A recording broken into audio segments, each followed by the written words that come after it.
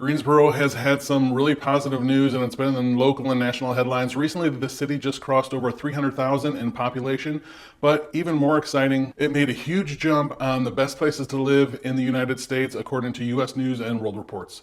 Greensboro jumped almost 50 spaces to be the number 23 best place to live in the entire United States. U.S. News and World Report surveys thousands of people. They ask them, what are some things that are important to you when you're looking for a place to live? They take that, put it into categories, and they use those responses to kind of gauge how they should weight those categories. The categories are like quality of life, value index, there's an economy and job index, and an overall desirability ranking. So they take those results in those categories, they do some research, they get statistics from everywhere from, labor statistics to crime statistics to cost of living statistics, and they come up with those rankings. We're going to take a look today on how Greensboro was able to jump almost 50 spaces to number 23 in the United States and where they made their biggest improvements. I'm Jeff Valentino. My real job is helping people buy and sell real estate. If that's you, my contact information and a link to my Google reviews are below. Now, Greensboro has always done really well in the overall value category. That's thanks largely to its overall lower cost of housing when you compare it to the rest of the country. Even with how home prices have risen all across the U.S. in the last few years, Greensboro is still well below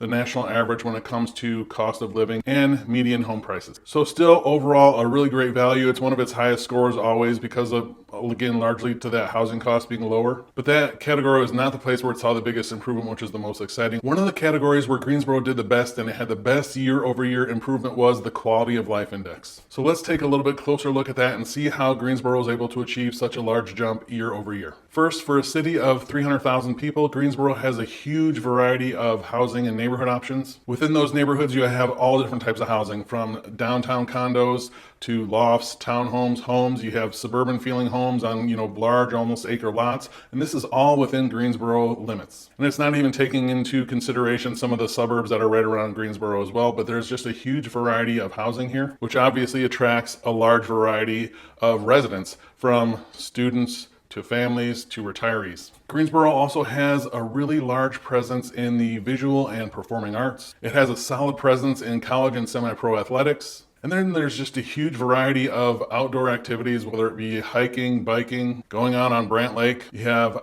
beautiful outdoor spaces, from city parks to arboretums to places to just go out and enjoy nature on a casual stroll, all the way up to a competitive mountain biking course. And then there's also a lot of indoor activities to do in Greensboro as well, whether that's shopping at Friendly Center or going to one of its many museums. There are a bunch of golf courses within city limits, so almost whatever you're into, Greensboro just has a little bit of something for almost everybody. Another thing that contributes to Greensboro's overall quality of life is it's got a huge variety of cultures and ethnicities all right in the city. And whatever site you're looking on, like niche.com or something like that, Greensboro always gets really high rankings in diversity. And Greensboro also has some of the highest rated public and private schools throughout the state of North Carolina. So whether it's middle school, high school, elementary school, again, public or private, so you can find some great schools in Greensboro as well. And then for continuing education, Greensboro also has 4 colleges right in the city limits with about 45,000 students. And Greensboro is also rising in the rankings for best places to retire in the country as well. So you have a large influx of people from all age groups, from students to retirees from all different backgrounds, all bringing different things and contributing in different ways to the city, which just really enhances its overall quality of life. So when you combine all these things with the charm and hospitality of a southern city, you have a recipe for a really high quality of life. And the other place where Greensboro saw a big jump,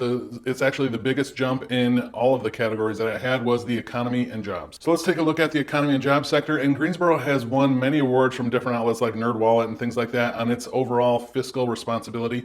The city is really well run. It keeps itself in a healthy fiscal space, and it has a measured approach to growth as well. So those things combined really help to attract companies. And Greensboro has seen a really good influx over the last couple of years of companies moving to the area and companies expanding within the area. You have smaller companies like Clearly Clean, which is a recyclable food container manufacturer that's moving to Greensboro and bringing almost 100 jobs here. Or Blaze Heating Air is moving its state headquarters to Greensboro. Then you have large companies like Boom Supersonic, FedEx, Volvo Truck, Toyota Battery Plant that are coming to or expanding in the Greensboro that are just bringing thousands and thousands of jobs to the area. And these companies are either building brand new facilities right in Greensboro, just outside Greensboro, or they're expanding their current facilities here. So not only is it the direct job that those companies bring, the direct employees, but the people that have to build the buildings, the people that have to build the infrastructure. And we talk about these in more detail in the coming soon videos, but the important thing to know on these is the ripple effect is that has on the overall area. When these larger companies come, not only does it bring those supporting jobs to get the facilities going and build the infrastructure,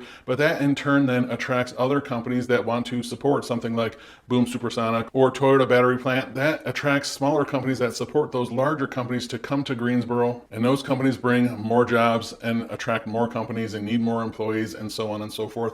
And Greensboro does a great job overall of not only attracting but keeping employers in Guilford County. Now, unemployment in Greensboro tends to hover right around the national average, not a bunch higher, not a bunch lower, just kind of right around the national average. So that's not real news there. But what is news is that the wages are increasing in Greensboro year over year. We just saw that again this past year. And the reason why that's important is there have been other larger cities in North Carolina, specifically like Raleigh and Charlotte, where they've seen year over year wages decrease.